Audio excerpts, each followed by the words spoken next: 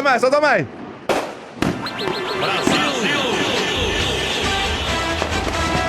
Vamos! Brasil!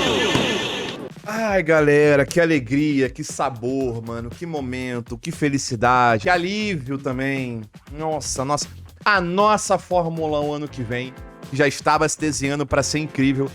Agora vai ficar duplamente incrível com a confirmação de que Gabriel Bortoleto, nosso brasileirinho, vai estar dirigindo pela Sauber a partir do ano que vem. Bom, desde aquele vídeo que eu fiz há um tempo atrás falando sobre o Bortoleto, quando ele venceu lá em Monza, né, largando de último e ganhando a corrida, né, lá na Fórmula 2,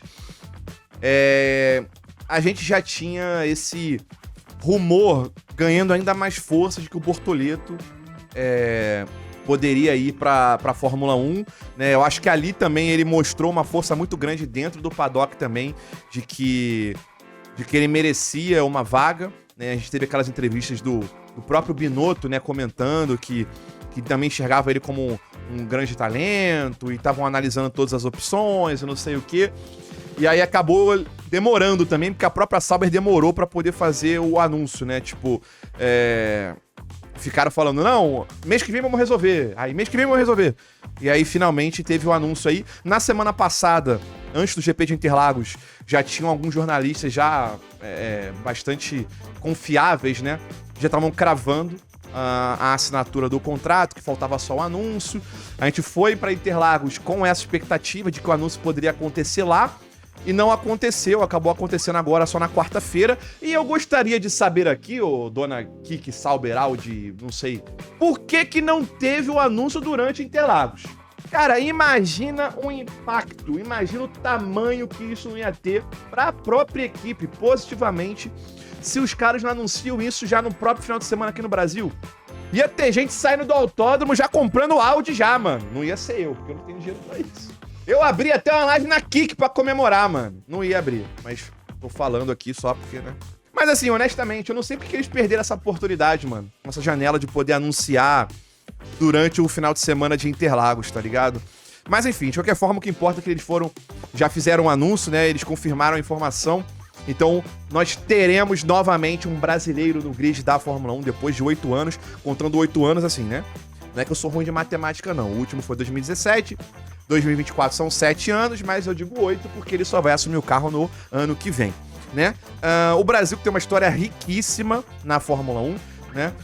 Durante pelo menos aí umas 2 décadas o Brasil dominou a categoria, né? Anos 70, anos 80, e até ali nos anos 90 a gente teve no iniciozinho o Ayrton Senna dando o nosso último título em 91, que mesmo tendo tanto tempo que o brasileiro não é campeão, ainda assim, nós somos a terceira nação com mais títulos, atrás só da Alemanha e do Reino Unido, obviamente, né? Então, e ainda assim, a gente teve brasileiros vencendo corridas depois, né? O Rubinho e o Massa também tiveram uma história muito grande dentro da categoria. Em 2010, que já faz 14 anos, mas ainda assim a gente não tá falando aqui de 40 anos atrás, o Brasil tinha 4 pilotos no grid.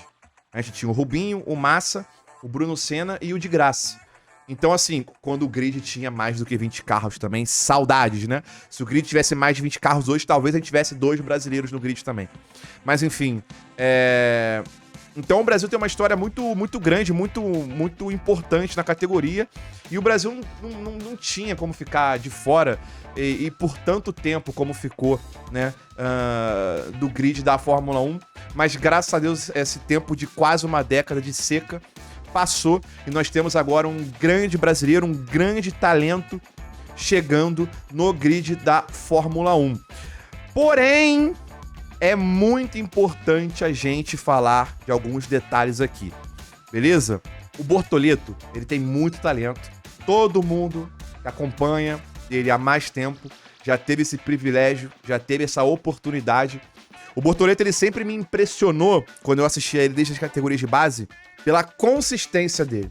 E ele é um piloto talentoso, inteligente, consistente, e ele vai enfrentar agora, obviamente, o maior desafio da carreira dele, em vários sentidos.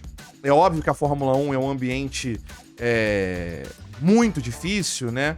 E não é simplesmente porque a Fórmula 1 é implacável. É por uma série de fatores. Então vamos lá. O primeiro e o mais óbvio, ele tem que se adaptar ao carro de Fórmula 1, tem que se adaptar à categoria. Isso é uma coisa que todo novato tem que passar.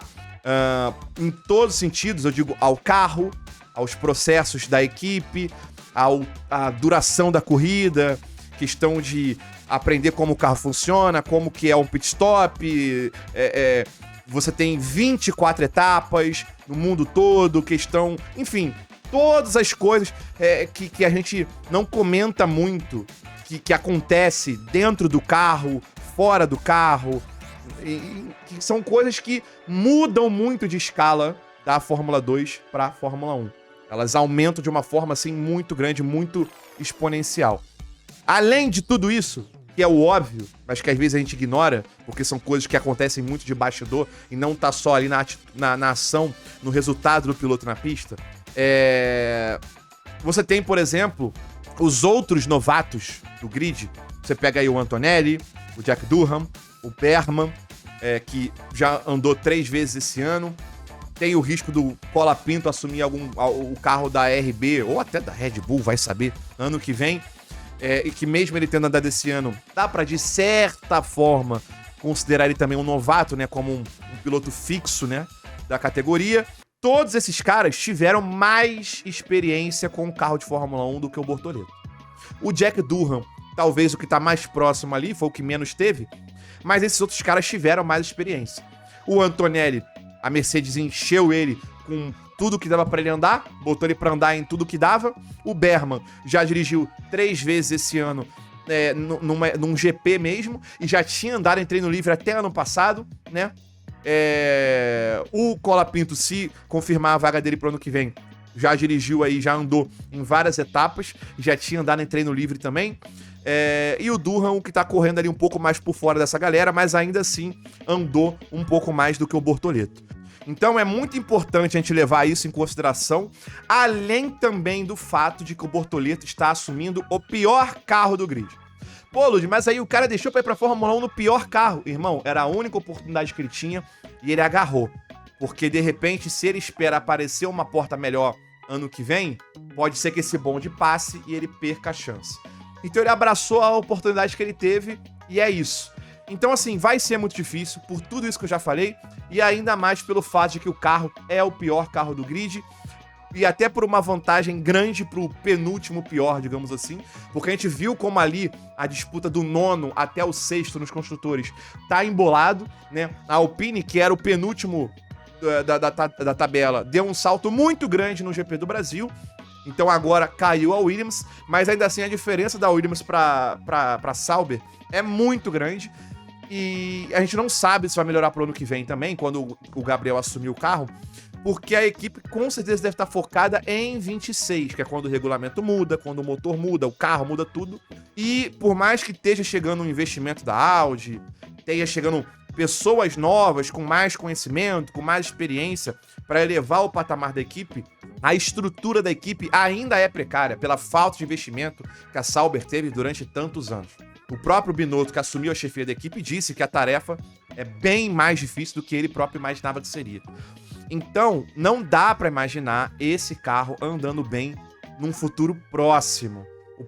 Existe também esse papo no paddock de que o próprio desenvolvimento da Audi para o próximo regulamento também está atrasado, o desenvolvimento do motor, e não está bem das pernas. Então, assim, não dá para esperar que a curto prazo esse carro vá andar, que vá ser competitivo. Se acontecer, ótimo, porque um brasileiro vai estar lá para aproveitar.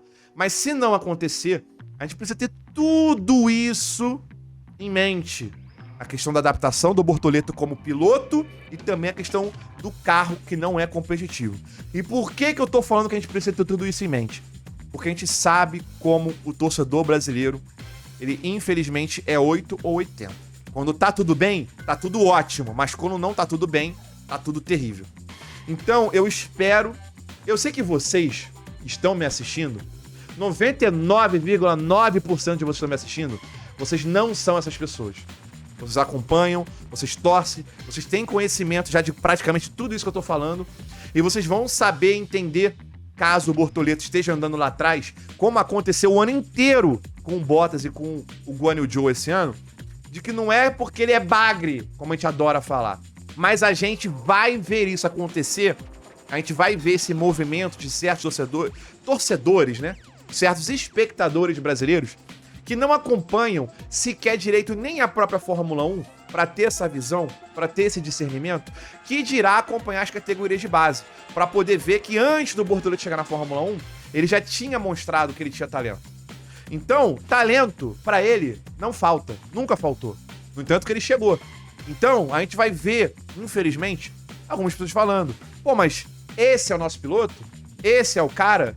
Chegou como? Só chegou porque o Alonso era o manager dele? Chegou porque a família dele é dona de uma equipe de Stock Car e tem dinheiro pra... A gente vai ouvir tudo isso.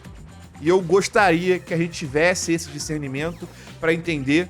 Não é assim que a coisa funciona. E a gente tentar, de certa forma, educar, na medida do possível, essas pessoas de que talento pro Bortoleto não falta, nunca faltou, só que a missão vai ser muito árdua. Primeiro porque ele é um novato, e ele vai passar por todas essas dificuldades que eu já comentei aqui agora, e além disso tudo, ele ainda vai assumir um carro que não é competitivo. O próprio companheiro de equipe dele vai ser uma dificuldade também. O Hülkenberg é um piloto extremamente experiente, extremamente capaz, não é bagre, como muitos falam, e eu tenho certeza que o Gabriel, o Bortoleto, vai se desenvolver muito tendo um cara como o Hülkenberg do lado, mas ao mesmo tempo, o Hülkenberg não tá ali por caridade. Ele tá ali pra poder andar e bem e mostrar que ele ainda pode. Então, o Bortoleto vai ter uma concorrência muito difícil. A gente sabe que como seu companheiro de equipe é o seu primeiro rival, né? A sua primeira disputa ali, né? Então, vai ser uma missão muito difícil, muito árdua pro Bortoleto, mas eu tenho certeza que ele vai ser capaz. O Russell passou por isso durante 3 anos. O cara teve que comer o pão que o diabo amassou. O carro da Williams naquela época era muito pior do que é hoje. E ainda assim o Russell conseguiu mostrar o seu talento. Óbvio, né? O companheiro de equipe do Russell era o Latifi. Não é uma grande concorrência. No caso do Bortoleto vai ser. Mas a questão de desempenho pessoal dele em relação a um carro que não é competitivo, eu tenho certeza que ele, com o talento dele, vai ser capaz de entregar resultados melhores do que os pilotos que estavam no grid até esse ano entregaram. Então, tô muito feliz com essa notícia, com a confirmação de que nós teremos um brasileiro de volta no grid da Fórmula 1 no ano que vem. Vou torcer muito, né? Tá aqui, ó, um ambiente todo verde. Eu não tinha uma camisa verde, botei uma camisa preta, então eu tô aqui, ó, de preto e verde, beleza? Estaremos torcendo muito. Pra você que sempre me pergunta, pô, Lud, pra qual equipe você torce? Não é possível que você não torce pra nenhuma. E eu sempre falei o quê? Irmão, eu não tenho equipe de Fórmula 1. A minha equipe de Fórmula 1 é a equipe que tá lá o brasileiro, porque eu quero que o brasileiro vá bem e o brasileiro vença corridas. Então, irmão, a partir do ano que vem, eu sou Sauber desde criancinha. Eu sou Audi desde o berço, entendeu? Eu vou até trocar o meu carro, vou comprar um Volkswagen, que é do grupo Audi. Agora é isso, desde criança. Porque o negócio é brasileiro, irmão. Eu quero que brasileiro ganhe. E aí não importa onde o cara vai estar. Daqui a uns anos o brasileiro sai dessa equipe e vai pra outra, eu não quero mais saber dessa, eu quero saber da outra. Eu quero saber do brasileiro, irmão. O Brasil tem que ganhar. A equipe que ele vai estar, não me importa. Eu quero é brasileiro no topo do pódio, levantando o troféu, indo brasileiro tocando, que faz muito tempo que não toca. Mas o Bortoleto, em breve, se Deus quiser, não vai levar muito tempo, ele vai fazer o nosso hino tocar de novo. Beleza? E eu tô muito feliz. Beleza? E se você tá feliz também, deixa o like e se inscreve no canal para não perder os próximos vídeos. Demorou? Tamo junto, família. Um abraço. Valeu. Fui.